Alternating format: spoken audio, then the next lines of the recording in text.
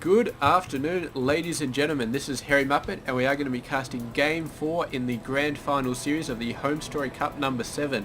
Now, up the top right side of the map, we do have TaeJa as the red Terran player. He used to be blue, and now he's red. And down the bottom left side, we do have our blue Zerg player Snute. And these guys have had an excellent series of games so far in this best of 7 series. TaeJa winning the first and third game, but Snute winning the second game. And yeah, just really awesome stuff. And TaeJa had the composition in the first game. In the second game, Snute hit back. He got a better composition, got his bailings up a bit faster, and he had the economy going nuts. He had 4 bases very quickly. And yeah, TaeJa hit back in the third game. He got a nice quick third, and he got a very quick natural as well, getting the command center before barracks. And we will see exactly how these players do in this game, because it is Snute back up against the wall. He's 2-1 at the moment, so with him only winning with one game, and TaeJa only winning 2 games. So Snute does have to catch up at this point, and yeah, we're going to see exactly what he does. It looks like he's going for the same build he always does, which is like it's actually a 15 pull. I thought it was a 15 hatch. I thought it was a 14 hatch, but it turns out it's a 15 hatch or whatever. It's close enough. So hatch into pull, and yeah, he hasn't really done anything crazy in response to TaeJa's 2 wins. Yeah, he's just been trying to push the economy a little bit harder, and it did definitely work for him in game 2. But in game 3, TaeJa just pushed the economy right back and managed to get the win with some awesome marine tank sword stuff. And it looks like TaeJa is sitting back a little bit here. He's not going for the massive economy that he did in the previous game. He's just going for a fairly standard approach, and we'll probably see a command center start to be built in the next minute or so, I would guess. And meanwhile, Snute just getting down the stuff he loves to get down, the build order. And here we go, first Reaper coming out. So we've seen Snute handle those pretty good, just gets a couple of lings out as soon as the pull is up. So he should be fine. And yeah, this is where we're going to see in the probably around the 6-7 mark. We'll be able to see exactly where these guys are going, exactly what they're doing, and how it's going to turn out.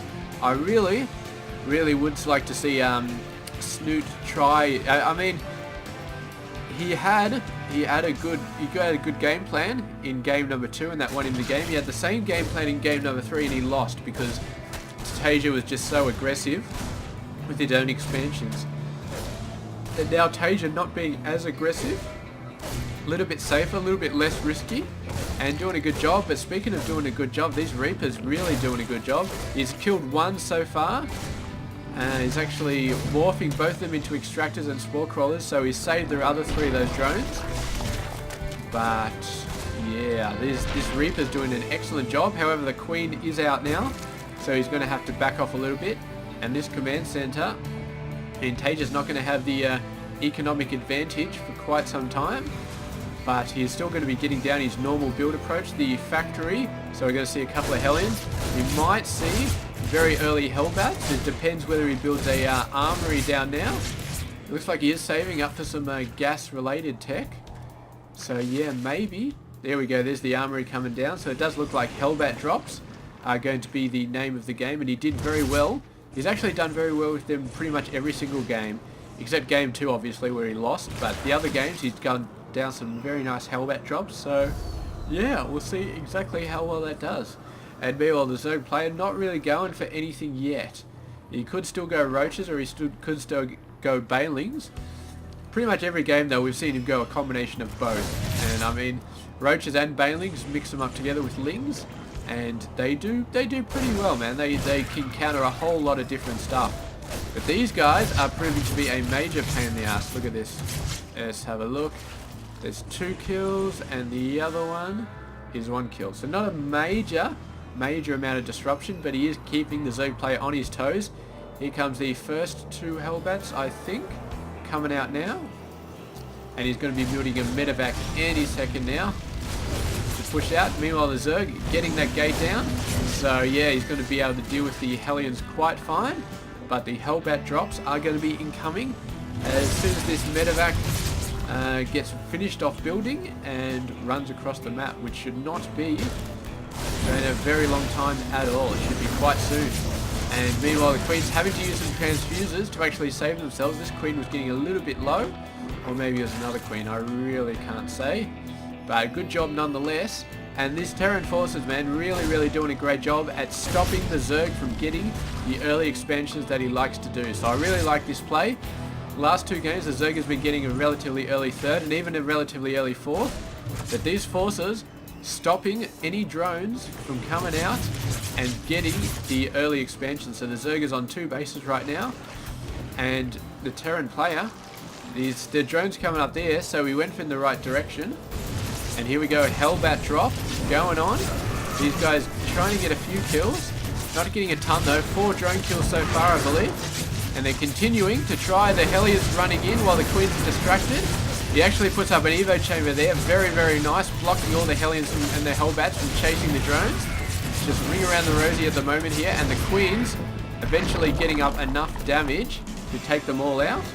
But this drone, in all the chaos, did not put down a hatchery there. I guess he just decided to build a crap load of roaches instead of the hatchery. And yeah, pretty good option in that case.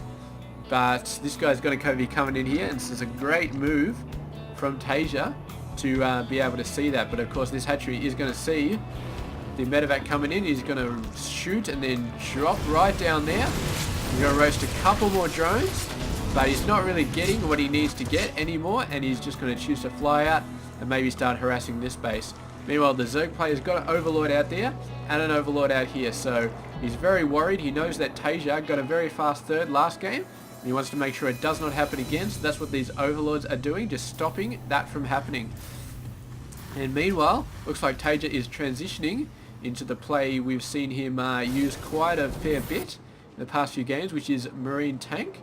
You can see the two engineering bays getting up, so he's going to be going upgrade man in a very short amount of time, but he really would love to get a third base before he starts going for all that crazy stuff.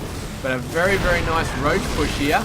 They're going to get all the way around the tank. The tank is going to go down, and yeah, TaeJa's actually in a lot of trouble here. This roach push, I don't think he was expecting the roaches to come in at this time. He's going to try and repair this bunker with one marauder in there, and this marauder coming back in to help his mate out. But I don't know, there's just a crap load of roaches in here. He's moving in with a small force, takes out that hatchery, but that's a small win.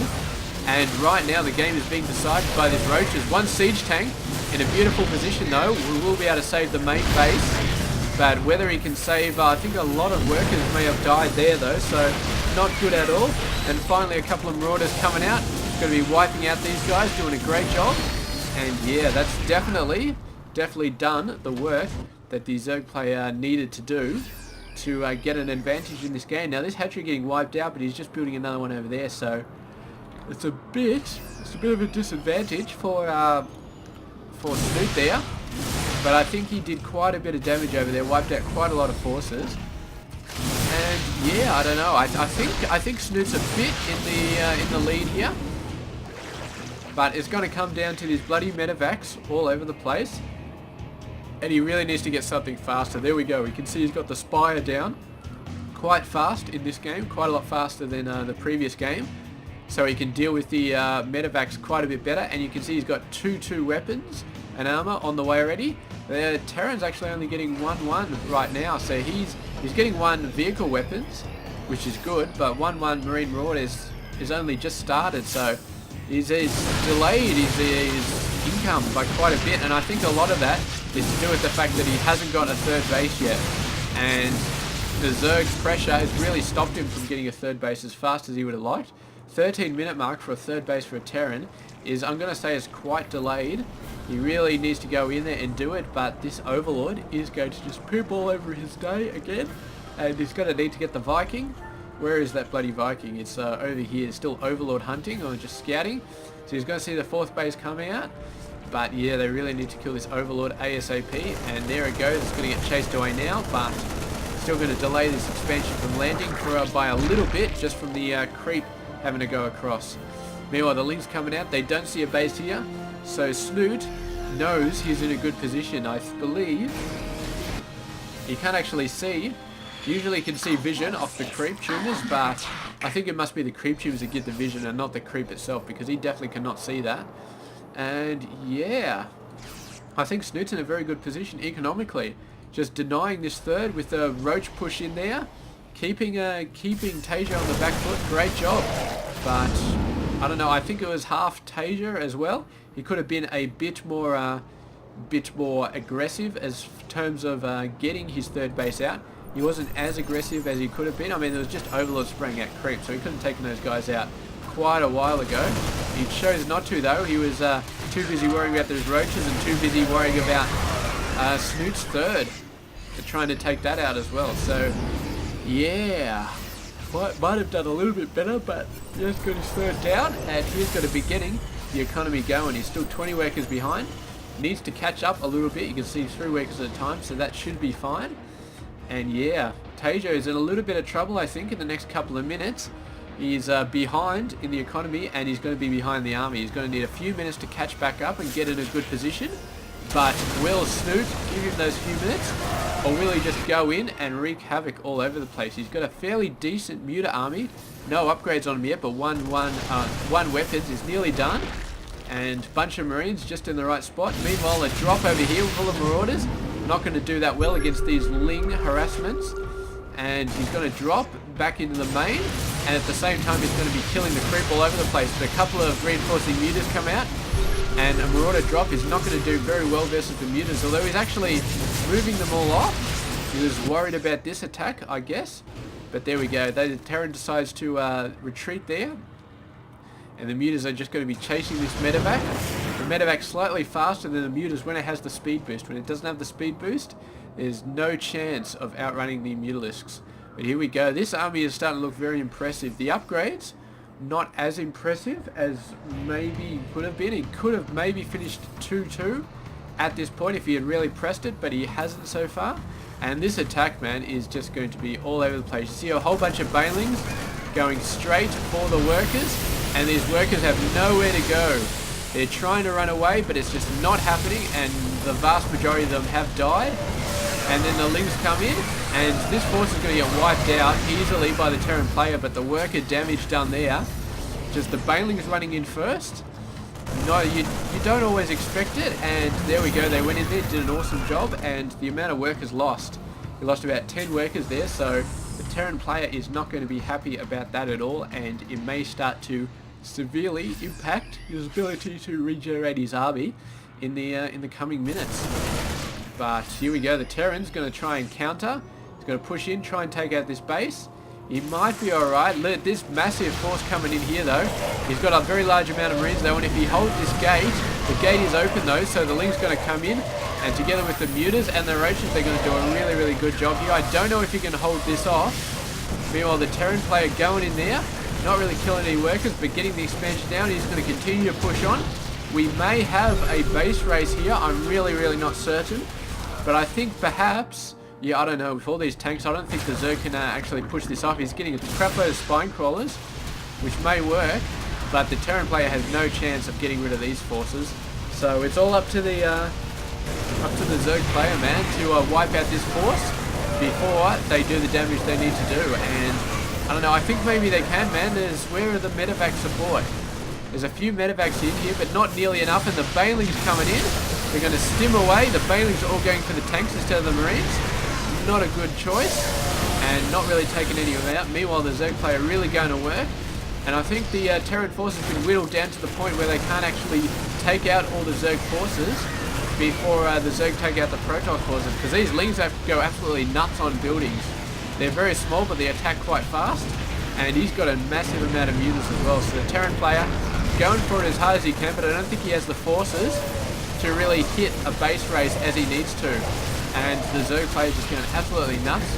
He's trying to build some buildings over here, but when the command center comes down, they are going to be highlighted on the map.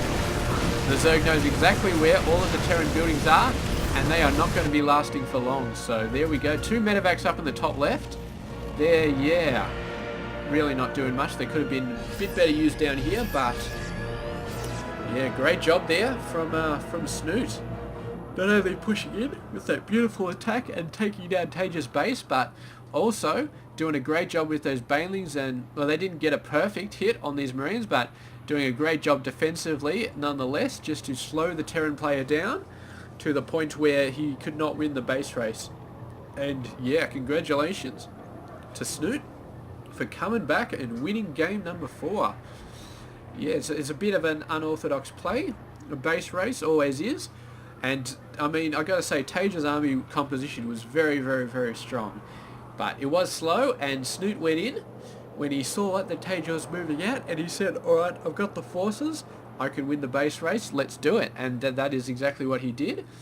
And good on him for making that move. And we will be going on to Game 5. It is 2 games apiece, so you cannot get closer than that halfway through this Grand Final series. And it is not a best of 5, it's a best of 7, so one player still needs to win 2 more games to win this Grand Final series. And right now I cannot say who it's going to be. I mean, yeah, I don't know. TaeJa is very strong in terms of his army composition, but Snute is just very strong in terms of his strategy and his economy. So yeah, I've got no idea who's going to win, but we will find out who's going to win the next game in game number 5. This has been Hairy Muppet. I'll catch you guys then.